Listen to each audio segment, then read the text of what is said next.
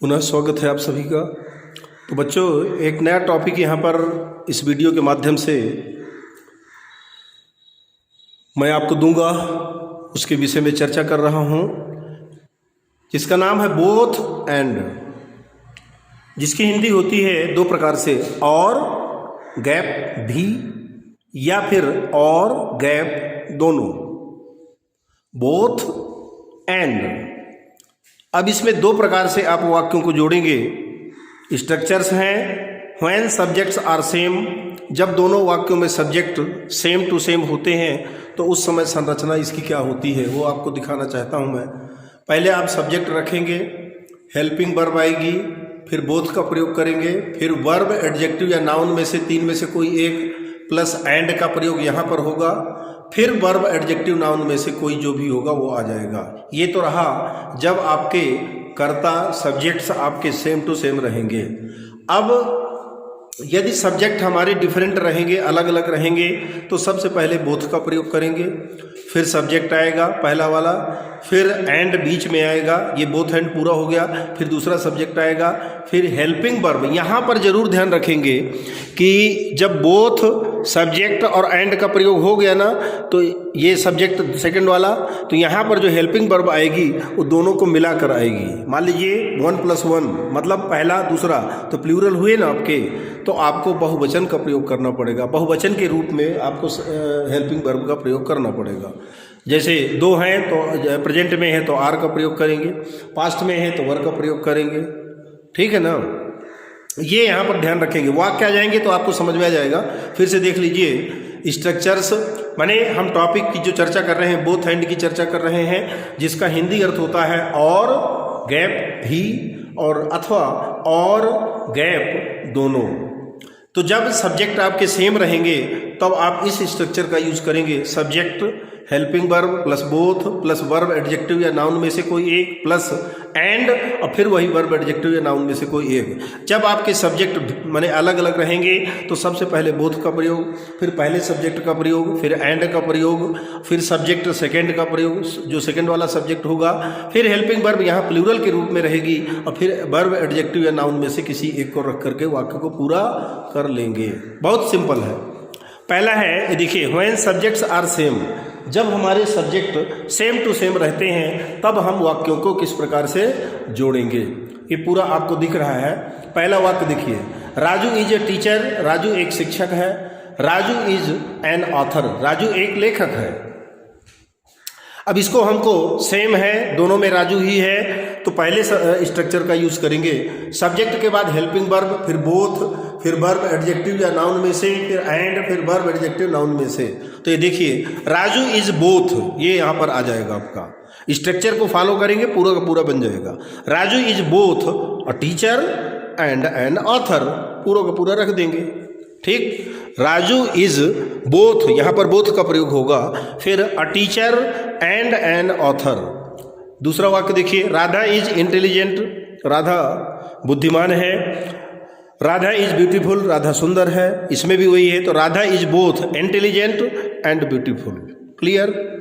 और थर्ड है, this is book, ये पुस्तक है, दिस इज अ फ्रेंड, ये एक मित्र है। तो दिस इज बोथ, ये दोनों हैं, बुक भी है और मित्र भी है। तो this is both a book and a friend.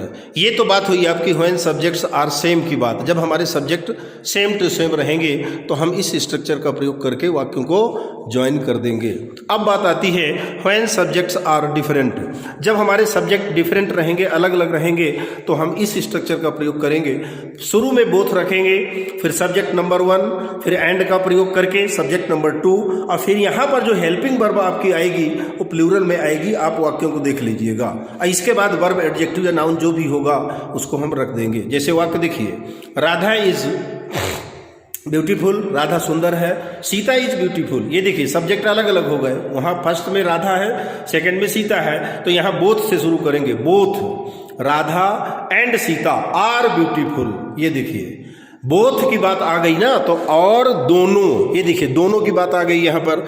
तो ये बोथ राधा एंड सीता, चूंकि दोनों वाली बात है, सेकंड स्ट्रक्चर है आपका, तो both Radha and Sita are beautiful.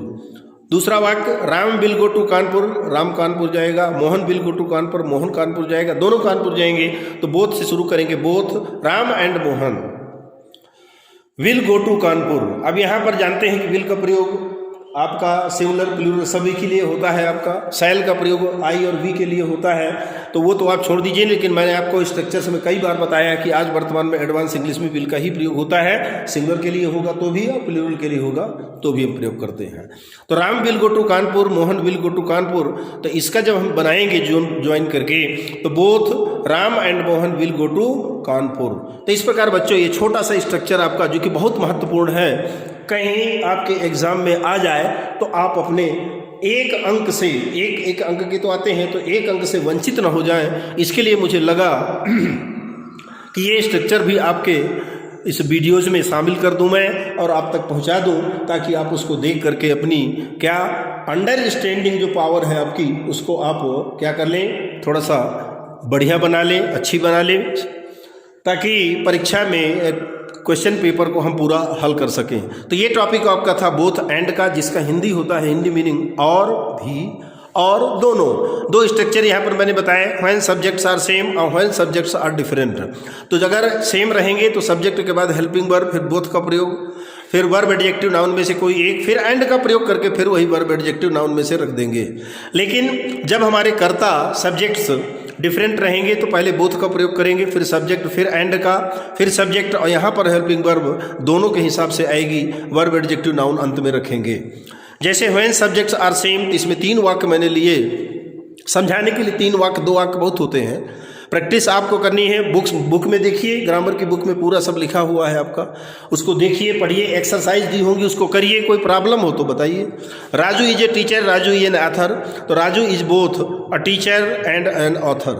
Radha is intelligent, Radha is beautiful, तो Radha is both intelligent and beautiful.